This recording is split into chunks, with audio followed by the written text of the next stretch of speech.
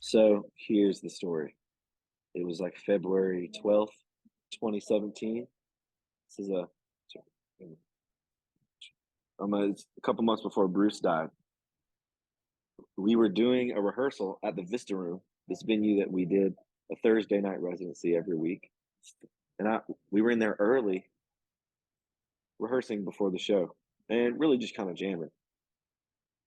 And um, a lot of times what I'll do if I'm playing music, I got my phone on, I'll just hit record and just to get ideas from it. So we were jamming, and I was like, "Oh, this is a really cool thing happening." So I hit record, recorded that jam. It was really cool. Played the show, went on with life. Forgot that I even had that. A couple months go by, Bruce passes away. Um, uh, that was so crazy on so many Yeah. levels. Went I went through so many life changing things after he passed away. That was one of the hardest times in my life. Um, uh, just because of all the lessons I had to learn all at once, and I didn't feel like I was ready for it. But I mean, Mhm. you're never ready for life. Life just happens to you, and then you have to adapt, and that's how you grow. Because most of us, if we have the choice, we're not gonna throw ourselves into fire. Right. That's the true life lesson. I feel like when you learn how to consciously throw yourself into the fire and face the challenge before. That's old man advice right there.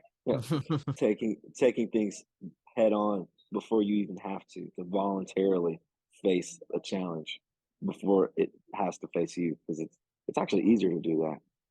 But anyways, all these things came down on me, and I had no choice, so that was really difficult. But so in the cloud of all of those things, I started recording my album that summer after all that. It was like whatever, June, July or something.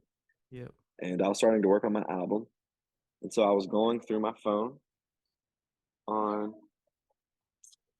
my phone, and I was in the car with my mom.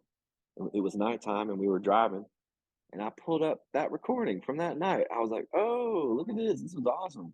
And I'm listening to it through the car stereo. And, it's grooving. People we're taking solos, trading back and forth, listening, grooving, going down the street.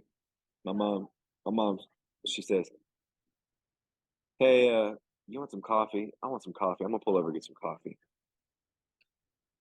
Immediately, Bruce says, "Get you some coffee with some cream and sugar."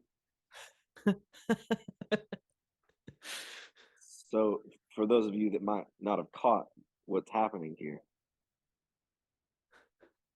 Bruce was not in the car. We were listening to a recording that Bruce was on from 6 months prior to when before he died, and he immediately his this recording of him responds Yeah. immediately to a question my mom literally just asked me.